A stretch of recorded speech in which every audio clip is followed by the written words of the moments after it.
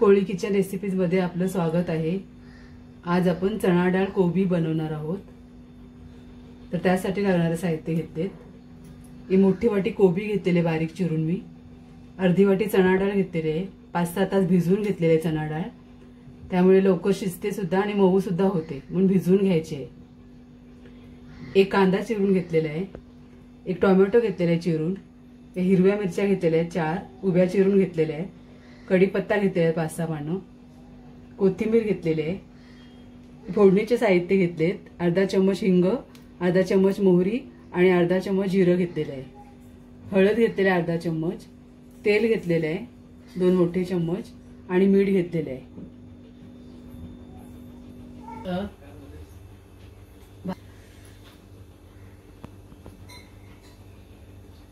आता कढई ठेवलेली आहे मी गरम करायला, आपण फोडणी करूया।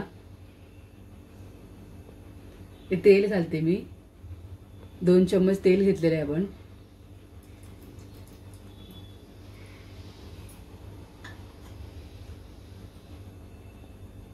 तेल गरम करून झालं की फोडणी घालूया।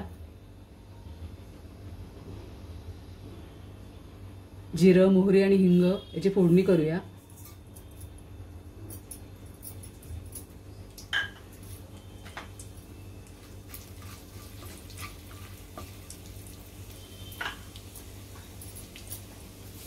कढीपत्ता घालूया फोडणीमध्ये।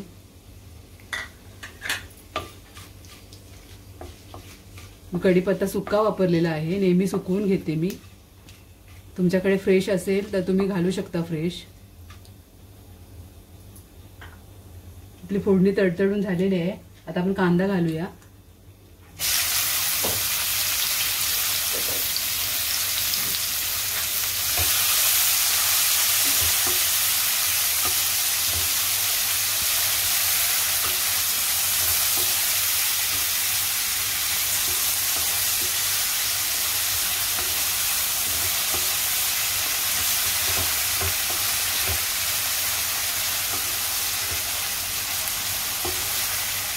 कांदा चांगला शिजवून घेते।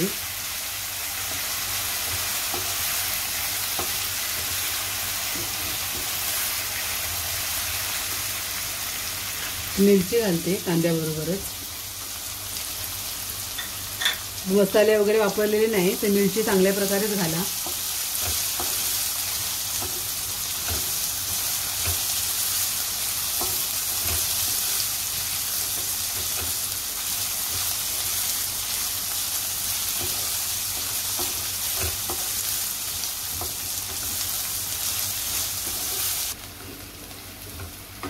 आता हळद घालूया आपण तेलावरती।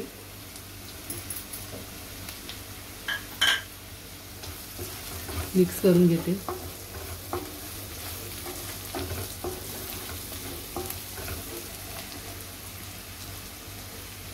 आता कोबी घालायची आहे।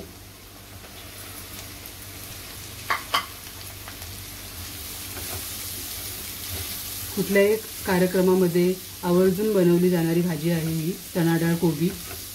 लग्न असो किंवा पूजा असू द्या, चणा डाळ कोबी तर आवर्जून बनवतात लोक आणि खूप छान होते, टेस्टी होते।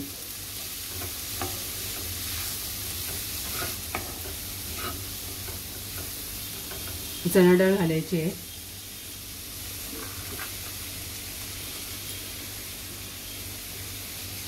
एक वाटी कोबी असेल तर अर्धी वाटी मी चणा डाळ घेतलेली आहे।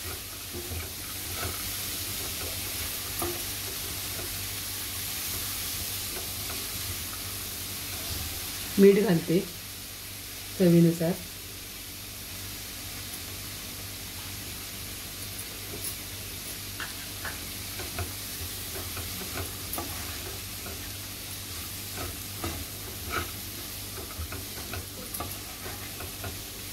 मिक्स करून झालेलं आहे।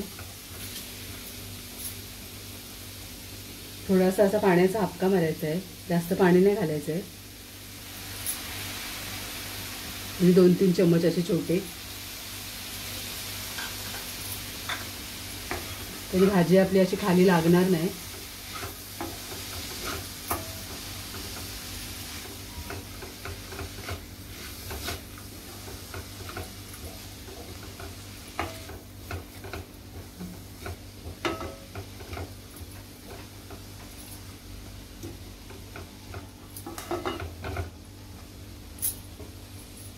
टोमॅटो घालते.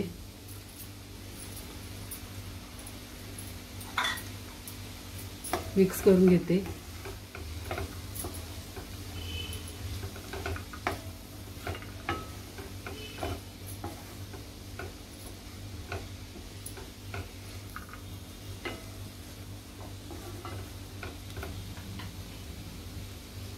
आता आपण झाकण ठेवूया. 2 मिनिटं पहिले झाकण ठेवते, नंतर मध्ये मिक्स करून करायचे आहे. 2-3 मिनिटं झालेले आहेत. आपण झाकण खोलूया. मिक्स करून घेते.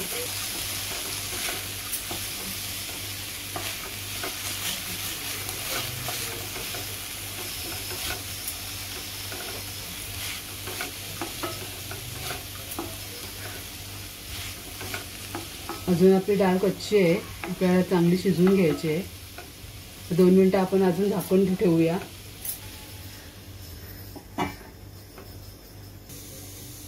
दोन 3 मिनिटं झालेले आहेत.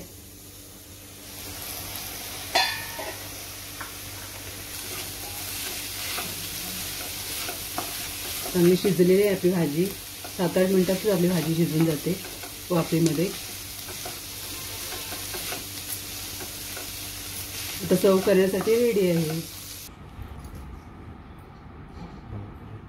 अशा प्रकारे आपली चणा डाळ कोबी तयार आहे. तुम्ही सुद्धा माझ्या पद्धतीने नक्की बनवून बघा. आणि रेसिपी आवडली असेल तर नक्की लाईक करा, शेअर करा आणि सबस्क्राईब करा. धन्यवाद.